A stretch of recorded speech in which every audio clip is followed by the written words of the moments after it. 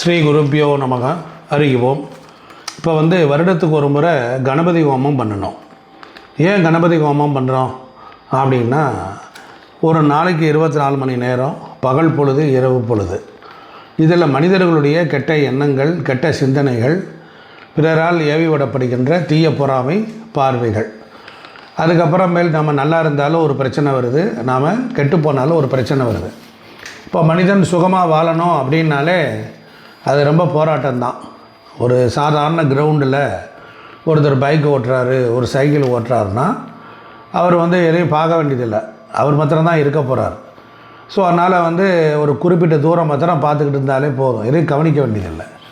அதே இது ஒரு சென்னை போன்ற அண்ணா சாலையில் ஒரு சைக்கிள் விடணும், ஒரு பைக்கு ஓட்டணும் அப்படின்னா எப்படி பார்க்கணும்? 360 டிகிரி பார்க்கணும். எங்கிட்டிருந்து யார் வருவா, இடது பக்கம் வேகமாக வருவான், வலது பக்கம் வேகமாக வருவான். ஸோ அது மாதிரி நிறைய நெருக்கடிகள், நிறைய சிரமங்கள் இருக்குது. அது மாதிரி தான், அது போலத்தான் நம்மளுடைய வருடத்துக்கு ஒரு முறை நமக்கு நல்ல யோகங்கள்லாம் கடவுள் கொடுப்பார். நீங்கள் முக்கியமான பண்டிகை தினங்கள்லாம் நம்ம வாழ்க்கையில் முன்னேறுவதற்கு கடவுள் கொடுத்துருக்கிற ஒரு ஆசீர்வாதம். ஒரு அமாவாசைக்கு ஒரு விரதம், இறந்தவர்களுக்கு ஒரு தர்ப்பணம், ஒரு பிண்டை வச்சு பூஜை பண்ணுறது, இதெல்லாம் செஞ்சால் இறைவனுடைய அருளாசி உண்டு. அதே போல் வெள்ளிக்கிழமை விரதம் இருந்து வீட்டில் விளக்கேற்றி இறைவனை வணங்கி அதுக்கப்புறம் சுமங்கலிகளை நமஸ்காரம் பண்ணிட்டு வர்றது, ஆலயத்தில் விளக்கேற்றி வர்றதுனால அது ஒரு புண்ணியம் கிடைக்கும். அதே போல் நல்லவர்கள் பெரியவர்கள்லாம் நம்ம பார்க்கும்போது அவங்கக்கிட்ட ஒரு பிளெஸ்ஸிங் உண்டு. அவங்க பார்த்தாலே ஆசீர்வாதம், அவங்கக்கிட்ட மாதிரி ரெஸ்பெக்ட் கொடுத்தாலே போதும், அப்போ ஆசீர்வாதம் உண்டு.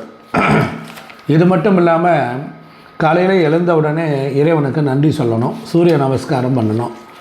குடிக்க போகிற தண்ணியை கூட தீர்த்தமாக நினச்சி கங்கா கங்கான்னு குளிக்கணும், குடிக்கணும். இந்த மாதிரிலாம் செய்யும்போது நன்றி நமக்கு இருந்துக்கிட்டே இருக்கும்.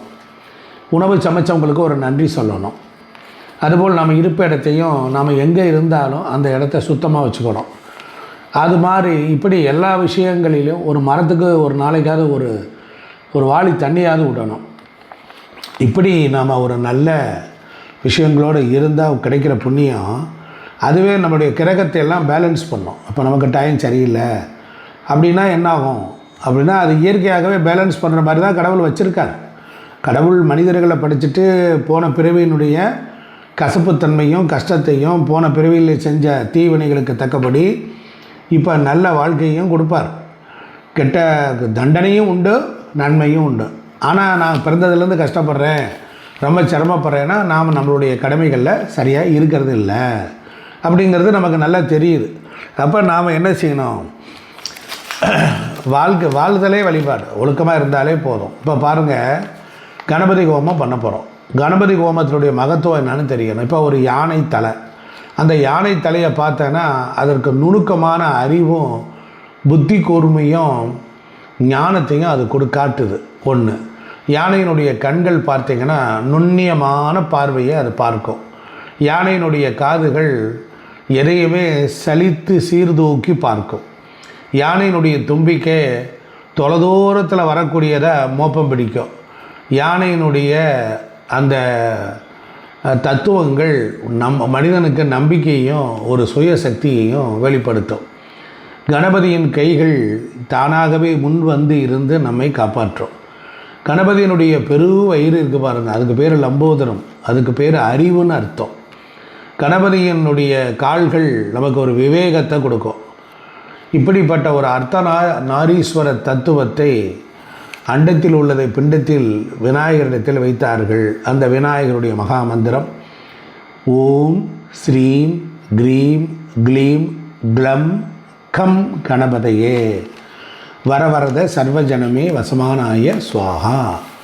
இந்த மூல மந்திரம், கணபதியினுடைய மூல மந்திரத்தை டெய்லி ஒருவர் காலையில் எழுந்த உடனே குளிச்சுட்டு 2 அருகம்புல் பிடுங்கி பிள்ளையார் பாதத்தில் வச்சு ஒரு அச்சு வெள்ளத்தை வச்சு தோப்புக்கரணம் போட்டு அவருடைய 16 மந்திரங்கள் இருக்குது. சுபகாய நம, ஏகதந்தாய நம, கபிலாய நம, கஜகர்ணிகாய நம அப்படின்னு 16 மந்திரங்கள் இருக்குது. அந்த சோடச மந்திரத்தை யார் ஒருவர் தெளிவாக சொல்கிறாரோ அன்றைய வினைகள் அன்றே தடுக்கப்படும், நசுக்கப்படும்.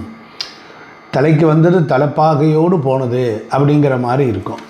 வருடத்துக்கு ஒரு முறை வீட்டில் யாக வேள்வி பண்ணி கணபதி ஹோமம் பண்ணி கணபதிக்கு பிடிச்சமான அவல், அப்பம், கொலக்கட்டை, அதுக்கப்புறம் தேன்குழல், இப்படி விநாயகருக்கு பிடிச்சமான 5 பொருட்களை, அதாவது தேங்காயை துருவி அதில் சர்க்கரை போட்டு தேன் கலந்து வைத்தால் விநாயகருக்கு ரொம்ப பிடிக்கும். அதுக்கு இப்படி பல வகைகளில் இருக்குது. அவருக்கு அருகம்புல் தான் பிடிக்கும். அதுக்கு பேர் தூர்வா யுக்மம் அப்படின்னு பேர். அவர் மனிதனுடைய வெப்ப சக்தியே, கொடூர பார்வை, வெப்பத்தினால் வரக்கூடிய பார்வைக்கு அருகம்புல் தான் சாட்சி. அதனால் காலையில் எழுந்த உடனே ஒரு கோவிலுக்காவது போயிட்டு பிரகாரத்தை சுற்றிட்டு இந்த மாதிரி இறைவனுடைய மந்திரத்தை சொல்லி வணங்கலாம், ஒரு தீபம் ஏற்றலாம். இது மாதிரி செய்யும் பொழுது நமக்கு தலைமை பண்புகள் நன்றாக இருக்கும், வாழ்வில் முன்னேறி கொண்டே போகலாம்.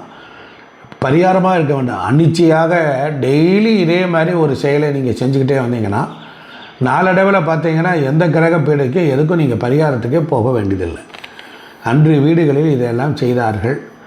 பால் வாங்கிய பிறகு இறைவனுக்கு வைத்து காட்டுவார்கள். நெய்வேத்தியம் பண்ணதுக்கப்புறம் தான் காப்பிக்கே போகும். இப்படியெல்லாம் நம்மளுடைய தமிழர் பண்பாட்டில், பக்தி இலக்கியத்தில் நாம் இதெல்லாம் கடைப்பிடிச்சிட்டு வந்தோம். வாழ்க்கையில் ஜெயிச்சுக்கிட்டே இருந்தோம். இதுவும் ஒரு விழிப்புணர்வு வீடியோ தான். இந்த வீடியோவை உங்களுக்கு வாழ்க்கையை தூண்டும். நன்றி, வணக்கம்.